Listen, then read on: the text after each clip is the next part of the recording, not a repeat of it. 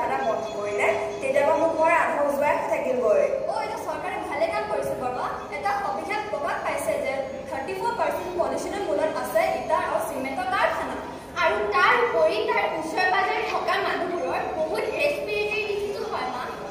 আপুনি আমাৰ সুন্দৰপুৰ ঘৰলৈ কিয় সুন্দৰপুৰ এয়া ক'ত আছে ৰ'ব এতিয়া আমাৰ ৰিপ্ৰেজেণ্টেটিভ মাতি দিছোঁ হেল্ল' হাৰ্বিন আহাচোন লোকেশ্যনটো পঠিয়াই দিছোঁ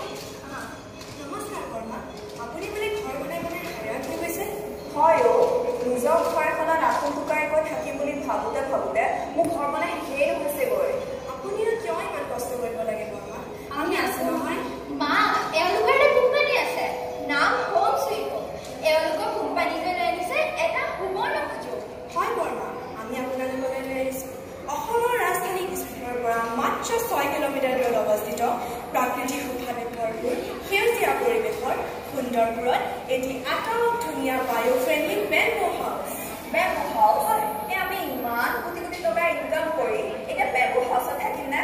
তাৰ কৰি বেম্বো হাউচটো মজবুত হ'ব জানো বৰ্মা আপুনি জানেনে অসমৰ সেউজীয়া প্ৰকৃতিত উপলব্ধ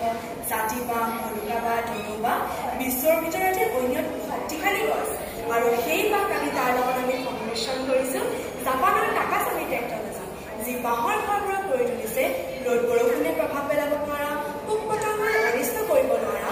বিশ্বৰ আটাইতকৈ শক্তিশালী আৰু সুৰক্ষিত ঘৰ আৰু বৰ্মা আমি এই ঘৰবোৰত 100 বছৰৰ গেৰাণ্টি দিলোঁ 100 বছৰ গেৰাণ্টি হয় আৰু 99 বছৰ ভিতৰত আপোনাৰ ঘৰত যদি কিবা হয় আপুনি সম্পূৰ্ণ পইচা ঘূৰাই পাব বৰ্মা আৰু বৰ্মা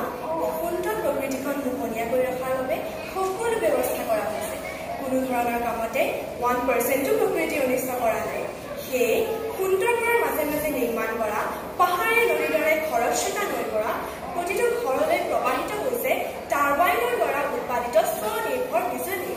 আৰু মনত ৰাখিব বৰ্মা আমি সুৰক্ষাৰ ক্ষেত্ৰত